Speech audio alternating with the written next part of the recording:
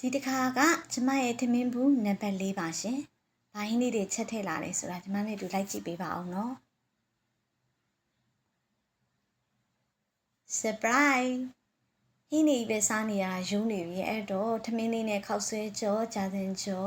အချင်လေးနဲ့ကျမထမင်းဘူးပြင်ဆင်လာပါတယ်။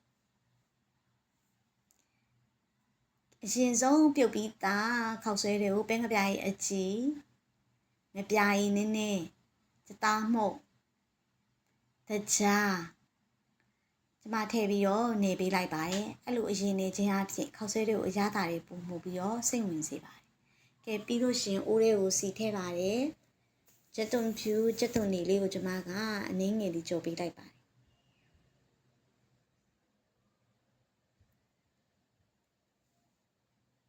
ကဲဒီနေထားလေးရပြီဆိုရင်အသီးရွက်လေးထည့်ပါမယ်အိမ်မှာတော့ဂေါ်ဘီတစ်မျိုးလေးပဲကြံပါတယ်အဲ့တော့ဂေါ်ဘီတစ်မျိုးလေးပဲထည့်ပါတယ်ရှင်ကျမတို့ပြီးလို့ရှင်ဝတ်သားပေါ့ပြုတ်ရည်ကိုထည့်ပါတယ်ရှင်အဲ့လိုထည့်ခြင်းအပြင်အရသာကိုပုံမကောင်းမှုစီပါကျမကအနံလေးပိုကောင်းခြင်းတဲ့အတွက်ချင်းလေးထည့်တယ်ငြုပ်သီး6ထောက်လေးထည့်တယ်ကျမကဒါကနေခောက်ဆွဲကြိုကုန်းမောင်ကြီးအနံ့လေးရအောင်ဒါတွေကိုထည့်ပေးတာပါပြီးလို့ရှင်ကျမကဒီခင်းကျင်သီးလေးစိတ်ခွဲထည့်ထားတာကိုထည့်ပါတယ်ပြီးကြက်ဥထည့်ပါတယ်ကျုပ်ကိုလေးတခါတည်းမမွေဘူးရှင်ကျမကလေအဖက်ဖက်ကြီးကြီးလေးရအောင်ကျမကဖြည်းဖြည်း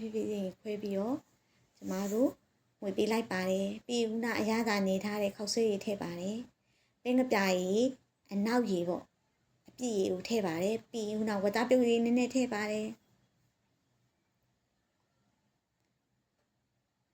ကဲပြီးပြုတ်ထားတဲ့ကြက်သားထည့်တယ်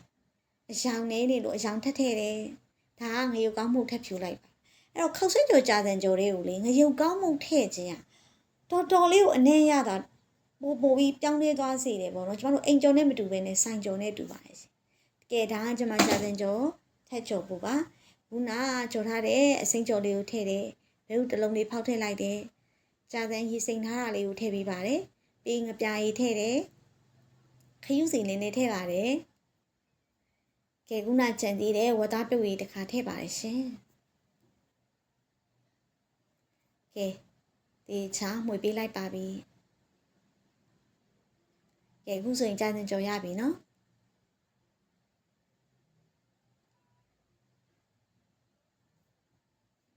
ကဲဒါကတော့ကုန်းမောင်ကြီးကြော်ခောက်ဆွဲကြော်လေးပါရှင်ကဲကျမထမင်းဘူးပြင်ဆင်ပါပြီခောက်ဆွဲကြော်လေးအရင်ထည့်ပါတယ်